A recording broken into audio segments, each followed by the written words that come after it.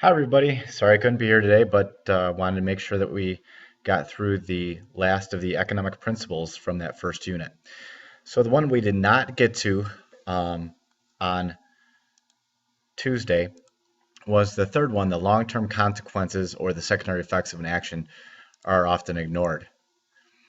And so what we're talking about with this is that a lot of times we're just focusing on right now, what's going to get votes right now if we're talking about politics, or what's going to make an individual happy right now. They don't think about the secondary effects of their choices right now, that they might not have money for retirement. They might have to work longer because they didn't save during their working years. Um, and government policies didn't take into account secondary effects that it might have. It's not just as easy as saying, oh, let's raise the minimum wage. There might be secondary effects of that that you have to think about. There was definitely secondary effects of changing to more of an ethanol blend in our gas, and the fact that it made corn prices go up, and then that was made meat prices go up because it's a feed for the cattle. So there's secondary effects, and we have to consider those as much as we possibly can. So, as one, for instance, here, rent controls. Typically, in a city like New York City, they have rent controls. The purpose is to have cheaper rental housing. This started after World War II to make it affordable for military people and other people to live in New York City, even though the rents were getting very high. So, this was try to cap that off a bit.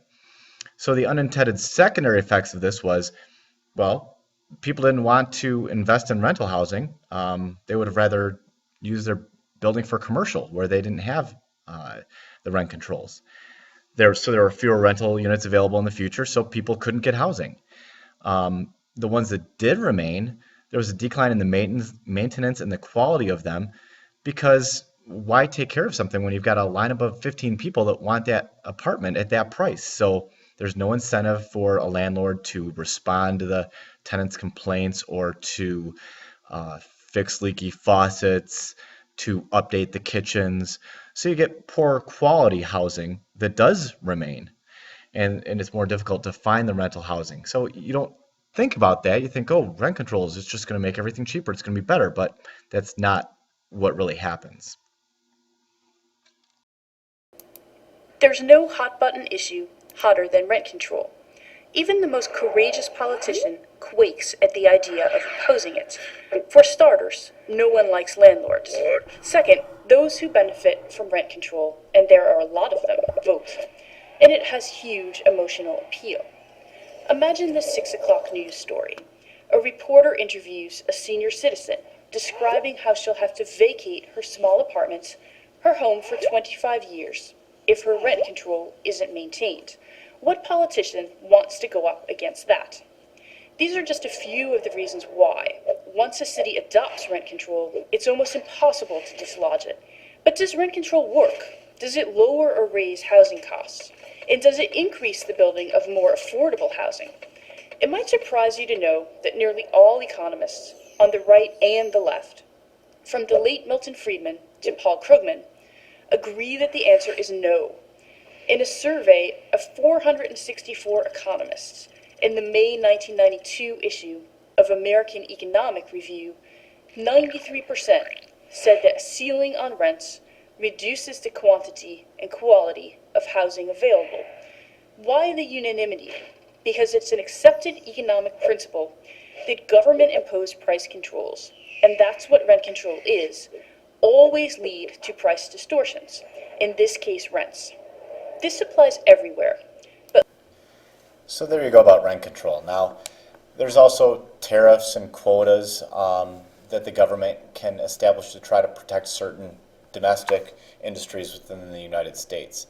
The purpose of that is to try to help a struggling industry by making global competitors that are coming into the United States more expensive through some type of taxation. And that helps the local producer. Now, the problem with that is that it's going to hurt the consumers of that good, because they're going to have to pay higher prices because there's less competition, and a business that's maybe not as good as one from outside the country isn't going to do things as cheap and is going to have to charge higher prices. And an example of this is with the sugar industry, and you can there's a lot of quotas in the sugar industry, and you can see that from this chart, the U.S. sugar prices are a lot more expensive than sugar around the world because of this type of protection that we have in our country. Almost double as expensive in the United States for sugar as it is around the rest of the world because of these quotas that exist. Now you could also think of the effects of the minimum wage. If you increase the minimum wage, you could make things more expensive. It might have unintended consequences or long-term effects that you weren't intending when you raise the minimum wage. We've talked before how people respond to incentives. Well, there was a paying for pencil stubs in the second grade class story where the intended purpose was to give students an incentive to hold on to their pencils. And what ended up happening was the students figured out quickly that they had an incentive to sharpen their pencils down to the stubs to get the 10-cent incentive that they were given to hold on to their pencil. So an unintended consequence of a policy meant to try to do something good. Now, on a national scale, we have a lot of debt in our country,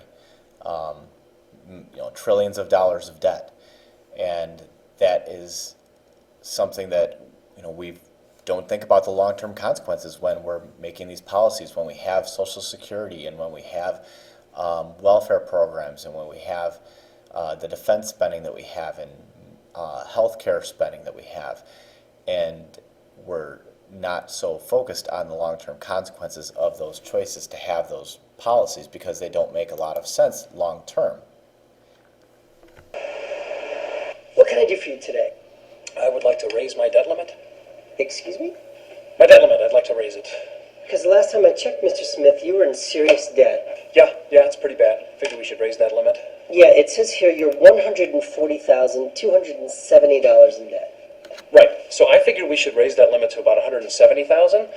I just bought a 60-inch flat screen. Have you ever been to Australia? No. Leaving tomorrow, mate. You should check it out. Great parasailing. Do you have some new income that I don't know about? No, still making about 21 grand a year. Okay, and are you still spending $38,000 a year? That's what it says. So you're adding $17,000 a year in debt. Oh, is that what it comes out to? Debt limit going up. Ding! Have you made any cuts in your expenses? Oh, of course, yes. My wife and I cut $380 out of our annual budget. It's $380. Brutal. Okay, so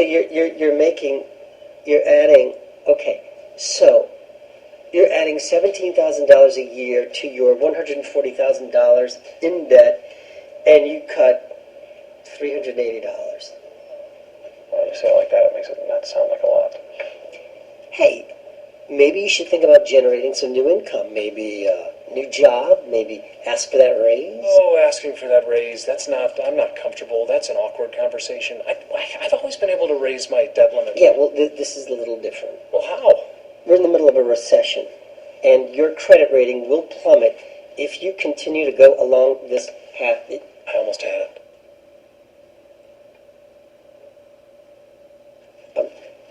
You don't see how bad this is, do you? I cut my budget by $380. Are you kidding? I'm sorry, Mr. Smith. We can't help you. You just a little like. I'm very sorry. My wife is going to lose it. Been there. I mean, $380 was bad enough. I mean, this is going to end our marriage. We stopped talking to each other for a month. The baby was totally freaked out. Wait, you have kids? Yeah. Yeah. Sign there. All right. Our kid's a blessing. I mean, she's got plenty of time to deal with all this, right? Absolutely. Are we all set? You're all set. All right. Let's go, kiddo. We got to meet Mommy at the car store. Here we go. I think this is yours. Thank you. Enjoy. Thanks. Hey.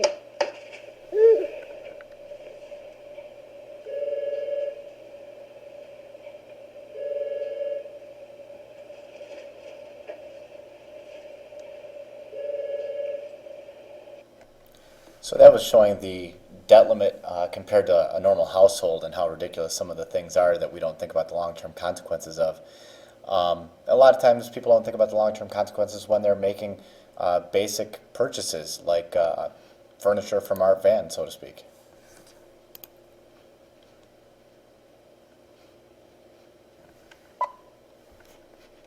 I'm Shannon Murphy for the Clearance Center at Art Van. See this bedroom set? Is it gorgeous or what? You'll find it right here in the Clearance Center at Art Van, which means it won't be here long. Somebody's gonna get a steal. During our grand opening, choose from 4 complete bedroom sets, your choice queen or king, just $997. For the first time ever, get financing for 12 months, plus we'll pay your sales tax. The Clearance Center at Art Van. Find what you love at a price you'll love even more. So people want the furniture now. They don't want to wait for it. They don't want to save for it. So they sign up for the credit card through Art Van and get it, no interest, no payments for 12 months. Well, what happens is, as you can see here, the interest rate, 29.99%, is what you're getting for it. The problem with that is if you don't pay the whole thing off by the end of the 12 months, you're going to have to pay interest for a 12-month period. So if you still owe a couple $100, well, it's going to go back to a 12 months as if you had paid no interest. And that's where it gets really expensive on these credit cards. So you have to be very careful on these long-term consequences when you're making a decision.